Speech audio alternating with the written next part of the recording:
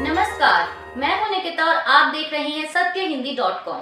चलिए एक नजर डालते हैं अब तक की सुर्खियों पर। देश के 5 राज्यों में होने वाले विधानसभा चुनाव के लिए सभी राजनीतिक दल अपनी तैयारियों में जुटे हैं। इसी कड़ी में कांग्रेस ने आज 3 राज्यों छत्तीसगढ़, मध्य प्रदेश और तेलंगाना के लिए अपने उम्मीदवारों की पहली लिस्ट जारी कर दी है। सबसे पहले बात करें छत्तीसगढ़ की, तो कांग्रेस ने छत्तीसगढ़ में 30 उम्मीदवारों के नाम की घोषणा की है। इसमें मुख्यमंत्री भूपेश बघेल को पाटन से, तो वहीं उप मुख्यमंत्री टीएस सिंहदेव को अंबिकापुर से टिकट दिया गया है। आपको बता दें कि मौजूदा समय में छत्तीसगढ़ में कांग्रेस की ही सरकार है। वहीं अब बात करें मध्य प्रदेश की, तो मध्य प्रदेश में कांग्रेस ने पहली लिस्ट में 144 उम्मीदवारों के नाम की घोषणा की है। इसमें प्रदेश कांग्रेस अध्यक्ष और पूर्व मुख्यमंत्री कमलनाथ को छिंदवाड़ा से टिकट दिया गया है। इसके अलावा तेलंगाना में कांग्रेस ने अपनी पहली लिस्ट में 55 उम्मीदवारों को मैदान में उतारा है। इस लिस्ट के मुताबिक कांग्रेस की तेलंगाना इकाई के अध्यक्ष रेवंत रेड्डी कोडंगल से चुनाव लड़ेंगे। इजराइल और हमास में जारी युद्ध को लेकर इस्लामिक देशों के शीर्ष संगठन ऑर्गेनाइजेशन ऑफ इस्लामिक कॉरपोरेशन द्वारा 18 अक्टूबर बुधवार को जेद्दा में एक आपात बैठक बुलाई गई है।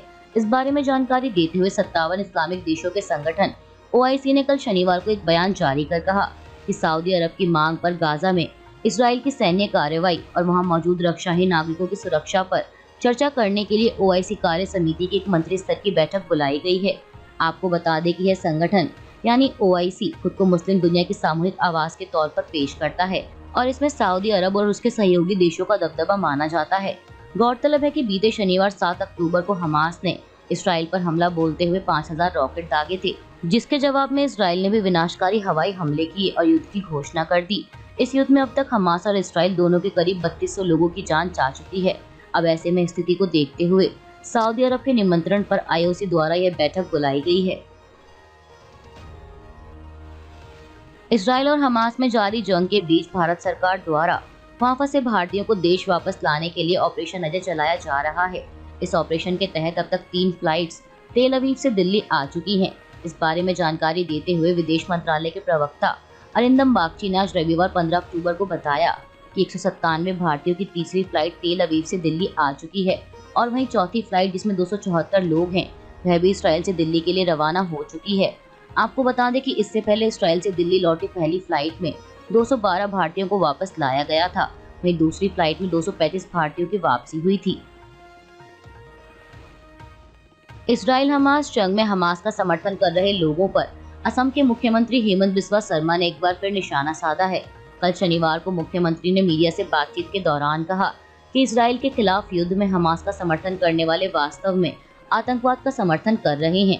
उन्होंने कहा कि किसी को भी हमास का समर्थन नहीं करना चाहिए और जो लोग इसके समर्थन में मार्च करने के लिए खड़े हैं, उनसे सख्ती से निपटा जाना चाहिए।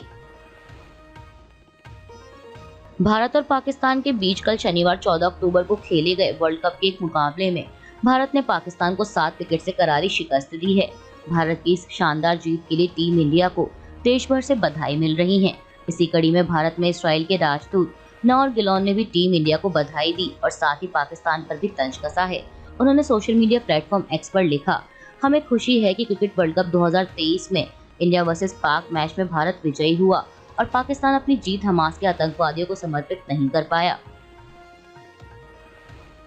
इजराइल और हमास के बीच जारी जंग को लेकर AIMIM प्रमुख असदुद्दीन ओवैसी ने प्रधानमंत्री मोदी से गाजा के लोगों के साथ एकजुटता दिखाने और भारत को उनकी मदद करने की अपील की है। ओवैसी ने हैदराबाद में एक जनसभा को संबोधित करते हुए यह बात कही। इसके साथ ही ओवैसी ने इसराइल के प्रधानमंत्री बेंजामिन नेतन्याहू को शैतान बताते हुए कहा कि वह इस युद्ध के अपराधी हैं।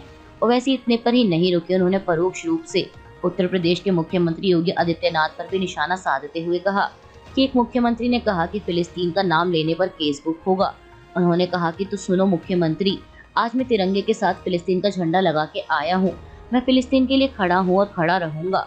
दरअसल आपको बता दें कि मुख्यमंत्री योगी आदित्यनाथ ने पुलिस प्रशासन को फिलिस्तीन के समर्थन में सोशल मीडिया पर ऐसी गतिविधियों या पोस्ट के खिलाफ कड़ी कार्रवाई करने का निर्देश दिया है, जो कि इजराइल हमास युद्ध में भारत सरकार के रुख का विरोध करती हैं। UPSC की तैयारी कर रहे छात्रों के लिए तमिलनाडु सरकार ने सहायता की घोषणा की है।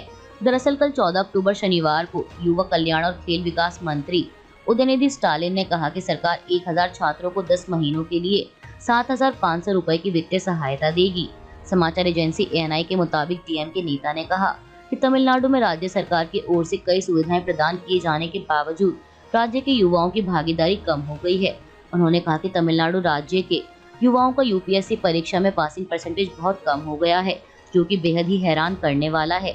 उदयनिधि ने आंकड़ों को पेश करते हुए कहा कि 2016 में केंद्र सरकार की नौकरियां हासिल करने में तमिलनाडु के युवाओं की संख्या 10% थी, लेकिन अब यह घटकर मात्र 5% रह गई है।